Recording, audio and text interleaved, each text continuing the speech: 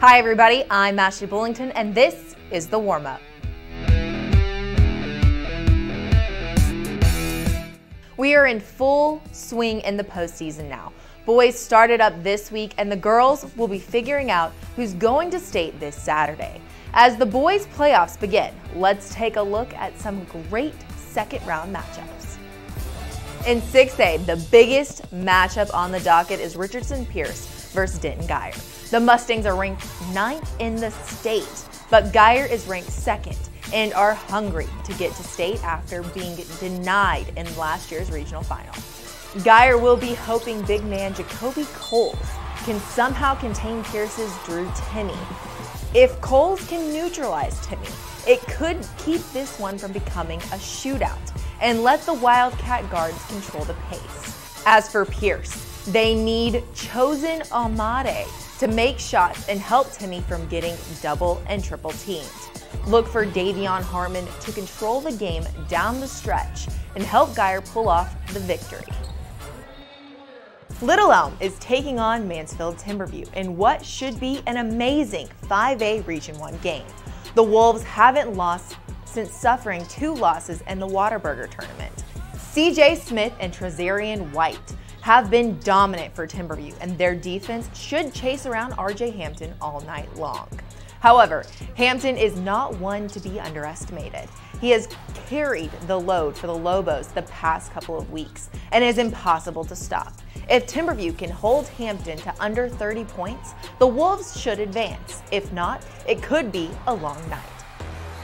One intriguing matchup in 5A Region 1 pits Frisco Liberty against Kimball. Liberty is led by highly recruited Zion Richardson, but he'll have to deal with Kimball's Jordan Williams and his ruby red locks. We might lean towards the Knights because they are a traditional power and have experienced the playoff pressure before. This week on Wingstop Inside High School Sports, our inside story takes a look at Wilmer Hutchins hoops.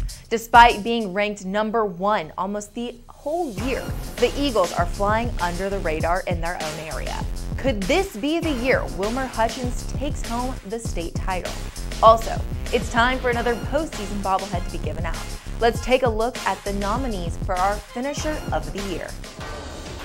This bobblehead goes to the player who finishes a play with the most flair. Nominee 1 is Jamias Ramsey of Duncanville. The senior attacks the rim in a variety of ways, but always finishes his drives with flair. Nominee number 2 is Julius Marble from Jesuit.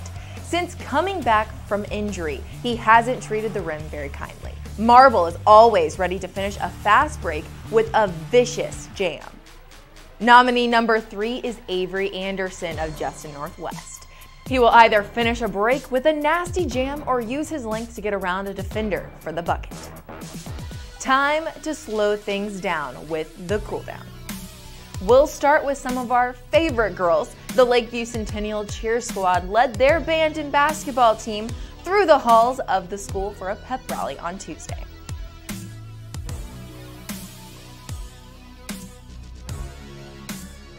Well, for those who aren't playing basketball or running track, they might be powerlifting, and this Colleyville Heritage football player lifted a lot of weight.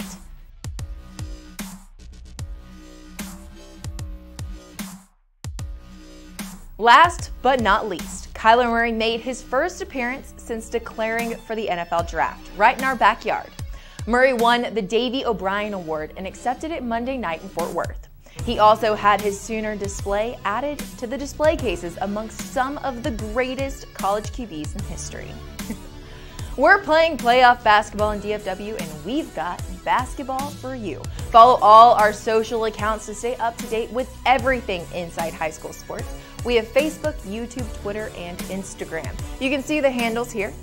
That will get you ready for the best 30 minutes of your sports weekend. Wingstop Inside High School Sports, hosted by Paul Jones on NBC5 at 6:30 p.m. That's all we have for this week's episode of The Warm-Up. I'm Ashley Bullington, and thank you for watching.